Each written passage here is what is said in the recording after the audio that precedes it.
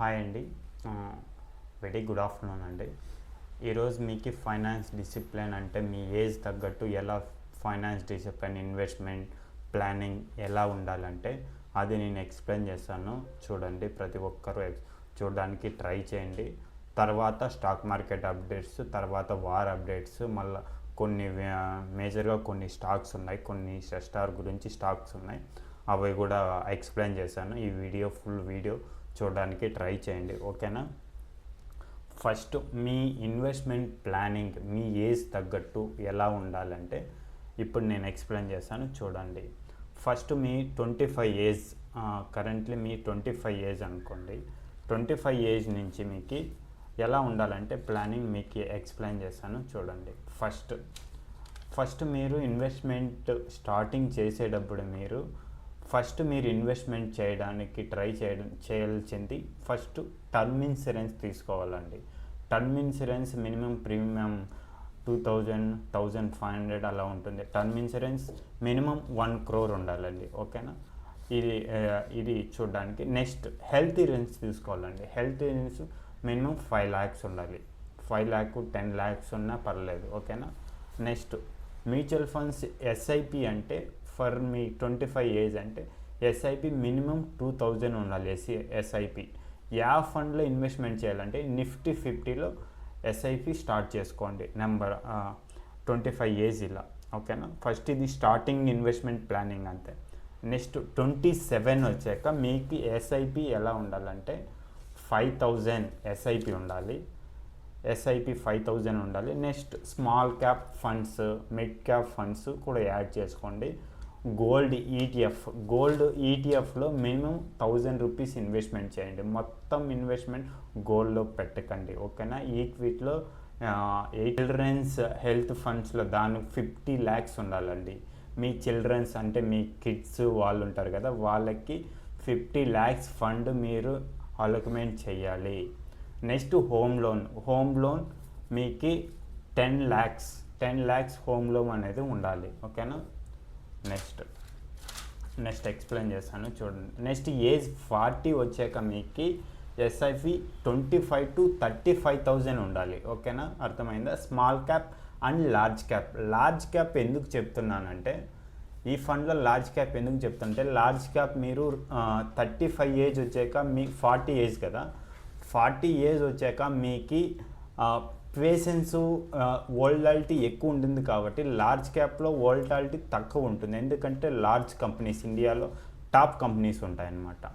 దానివల్ల మీకు హెల్త్ ఏం పాడవదు, మీకు స్ట్రెస్ తక్కువ ఉంటుంది, ఓకేనా. నెక్స్ట్ టార్గెట్ 50 to 60 ఏజ్ వచ్చాక మీకు 3 to 5 crore ఉండాలండి. మీ అమౌంట్ అనేది మీ వెల్త్ దాని ఎవరి మీద అసలు డిపెండే అవ్వకూడదు. మీకంటూ మీరు బతక. వార్ అప్డేట్స్ చూద్దామండి. వార్ అప్డేట్స్ నిన్న ఈరోజు డొనాల్డ్ ట్రంప్ గారు ఐ యామ్ నైస్ గాయ్ కాదు, నేను నైస్ గాయ్ కాదు అని చెప్పారు కదా. దానికి మేజర్గా కొన్ని అప్డేట్స్ ఉన్నాయి. అప్డేట్స్ ఏమంటే వార్ అనేది ఈరోజు అయితే క్రూడ్ ఆయిల్ $120 వరకు పోయిందండి. ఇంకా ఎంతవరకు పోతుందో తెలియదు. ఇండియన్ మార్కెట్స్ ఇప్పుడు కరెంట్లో మీకు Q4 రిజల్ట్స్ అన్నీ చూస్తున్నారు కదా. Q4 రిజల్ట్స్ అన్నీ మంచిగా వస్తున్నాయి. బట్ Q1 రిజల్ట్స్ చాలా ఇంపాక్ట్ అవ్వచ్చు. Q1 రిజల్ట్స్ ఇంపాక్ట్ 2-3 quarters వరకు మీకు అంత మంచిగా రాకపోవచ్చు. నెక్స్ట్ శర్మ HGS పెట్టుకోండి. Next Anant Raj data sector అది ఒకటి పెట్టుకోండి. నెక్స్ట్ FY26 మీ పోర్ట్ఫోలియోలో ఉండాల్సిన కొన్ని స్టాక్స్ ఉన్నాయి. Q4 రిజల్ట్స్ బాగున్నాయి. బజాజ్ ఫైనాన్స్ Q4 రిజల్ట్స్ వచ్చాయి. Q4 రిజల్ట్స్ పర్లేదు, బాగున్నాయి. నెక్స్ట్ ఎరాంతా హాస్పిటల్ రిజల్ట్స్ వచ్చాయి, అవి కూడా బాగున్నాయి. నెక్స్ట్ 5 స్టార్ బిజినెస్ ఉంది కదా, FY27 గ్రోత్ 18 to 20% గ్రోత్. FY27కే గ్రోత్. నెక్స్ట్ 2 yearsలో గ్రోత్ ఉంటుందని మేనేజ్మెంట్ కాన్ఫరెన్స్ కాల్ కూడా విన్నాను, వాళ్ళు అప్డేట్ చేశారు. నేను కూడా ఇంక్రీజ్ అయింది. క్రూడ్ ఆయిల్ ఈరోజు 10% ఇంక్రీజ్ అయింది. టోటల్ డాలర్ ప్రకారం చూస్తే $120 వరకు పోయింది. ఇదే హైరన్. ఇంకా క్రూడ్ ఆయిల్ పెరిగితే ఎమర్జెన్సీ ఇన్ఫ్లేషన్ అవంతా పెరుగుతుంది. ఇన్ఫ్లేషన్ అంతా పెరుగుతుంది కాబట్టి క్యాష్ ఫ్లో చాలా వాళ్ళు ఎగ్జిట్ అవుతున్న కొన్ని ఫండ్స్ ఉన్నాయి. ఆ ఫండ్స్ మీకు ఎక్స్ప్లెయిన్ చేశాను, చూడండి. నెంబర్ 1 ఫండ్ నుంచి UCO banks, IDBI bank, next Hindustan zinc. ఈ స్టాక్లో మ్యూచువల్ ఫండ్స్ వాళ్ళు ఎగ్జిట్ అవుతున్నారు. Next BL Bharat RBL targets levels ఉన్నాయి. ఈ లెవెల్స్ మీరు ట్రై చేయడానికి ట్రై చేయండి.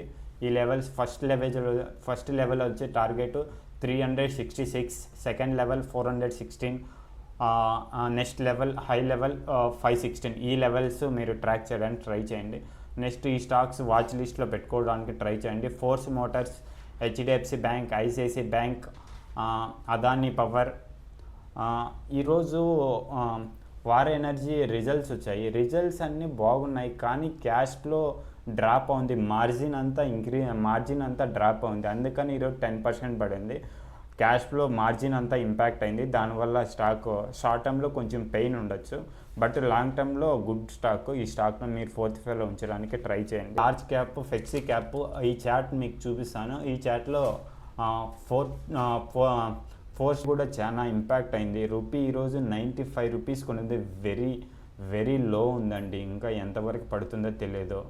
ఆ డెట్స్ కూడా దీన్ని బట్టి మనము క్రూడ్ ఆయిల్ పెరిగితే ఇన్ఫ్లేషన్ చాలా పెరుగుతుందండి, అర్థం చేసుకోండి.